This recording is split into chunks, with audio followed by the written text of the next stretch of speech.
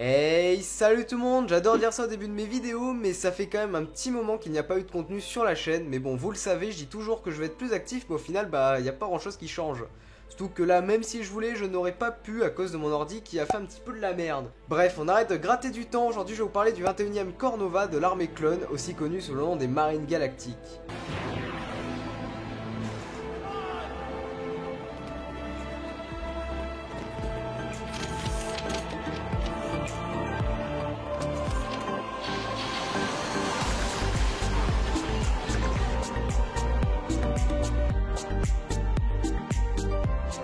C'est un sujet qui m'a beaucoup été demandé, donc je ne pouvais pas faire autrement que de vous en faire une vidéo.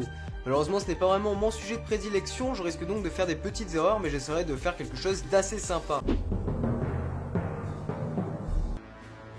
A l'origine, les Marines Galactiques étaient de simples fantassins clones appartenant au 21e Corps Nova de la 4e armée de secteur, chargés d'intervenir dans la bordure extérieure. Bien après le début de la guerre, leur efficacité leur valut de suivre un entraînement spécial, leur permettant de se battre dans un environnement sans pesanteur ou sur Terre dans des conditions difficiles. Pour achever cette formation, ils se virent dotés d'un nouveau type d'armure phase 2, destiné à les protéger des conditions extrêmes dans lesquelles ils avaient été entraînés à se battre. L'ensemble de l'armure était protégé par un alliage plutôt lourd, elle empêchait l'eau, la neige, les cendres et d'autres éléments de ce genre de rester accrochés à l'armure. Elle apportait également une petite protection supplémentaire contre les tirs de blaster. En bref, cette armure était un vrai petit bijou de technologie qui complémentait bien l'entraînement que ces soldats avaient reçu.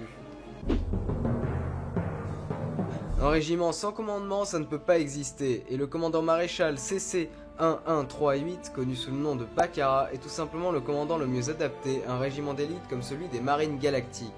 En effet, l'entraînement du 21e Corps Nova n'a pas suffi à lui forger sa réputation. Le commandant Bakara a ajouté sa pierre à l'édifice et a renforcé les hommes qui étaient sous son commandement. Mais avant de parler de ça, qui est-il? Le commandant Bakara était entraîné par des soldats ARC, dont le plus connu étant Alpha. Il a également suivi les instructions de l'un des rares instructeurs non mandaloriens de la Grande Armée de la République, un compagnon protecteur du nom de Cord Daiyn, originaire de Concordown, dans le secteur de Mandalore.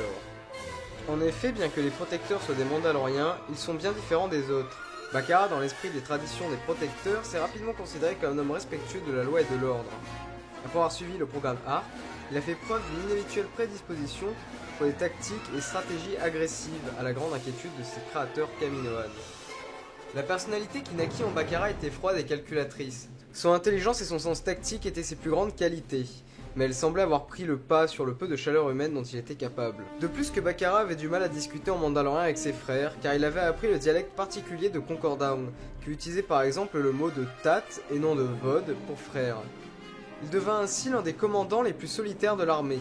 Alors que certains commandants comme Cody étaient appréciés par leurs hommes pour leur dévouement envers leurs troupes, la froideur de Bakara était crainte et son sens de la perfection ne laissait aucune place au relâchement. Une fois promu au rang de commandant maréchal, Bakara mena le 21e Corps Nova au sein de la guerre des clones. Son efficacité et sa personnalité a demandé toujours le meilleur de ses hommes, faire de son corps l'un des plus efficaces de toute l'armée clone.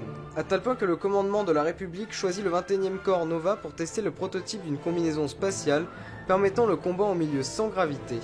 Bakara obtint sans le vouloir une nouvelle occasion de prouver sa valeur. Mais les marines n'étaient pas uniquement sous le commandement de Bakara, mais aussi du général Jedi Ki-Adi-Mundi, qui est un puissant maître Jedi séréen de la planète Serea, siégeant au Conseil Jedi durant les dernières années de la République Galactique. Les marines ont pu prouver plus d'une fois leur valeur au cours de différentes batailles, comme la bataille de Nouvelle-Born Alex, ou la plus connue étant la bataille de Mageto, planète neigeuse, faisant partie des bastions séparatistes de la bordure extérieure, bien entendu avant que les soldats clones n'apportent la démocratie façon américaine et qu'ils reprennent le contrôle. C'est durant cette bataille que l'ordre 66 fut donné et que le commandant Bakara et ses hommes assassinèrent froidement le maître Jedi Ki-Adi-Mundi. Au tout début de la guerre, le 21e Corps Nova n'a pas participé à la bataille de Geonosis, mais il a servi durant les batailles suivantes visant à détruire les usines de fabrication de droïdes. C'est durant cette bataille que nous avons pu les voir utiliser des lance-flammes contre les Géonosiens. On repart vers la fin de la guerre. Avant la bataille de Magito, il y a eu la bataille de Nouvelle-Born Alex, et les soldats eurent la possibilité de tester un prototype d'armure censé faciliter le combat en apesanteur.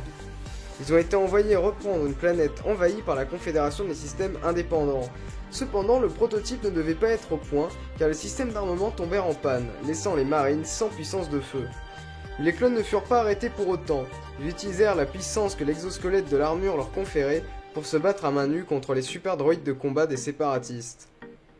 Leur force améliorée leur permit de les broyer de leurs propres mains et d'obtenir la victoire. À partir de ce jour, les Marines devinrent les clones les plus craints et les plus respectés de la galaxie. Et voilà, c'est ici que s'achève cette vidéo, j'espère qu'elle vous aura plu. J'ai peut-être fait quelques petites erreurs, sachant que j'aime bien ce régiment, mais que je suis pas vraiment un spécialiste en la matière. Donc voilà, donc je compte sur vous pour me reprendre s'il y a des erreurs. On se retrouve bientôt pour une prochaine vidéo. Je vous laisse un petit sondage dans la description sur différents sujets que j'aimerais traiter dans mes prochaines vidéos. Donc voilà, donc sur ce, à la prochaine!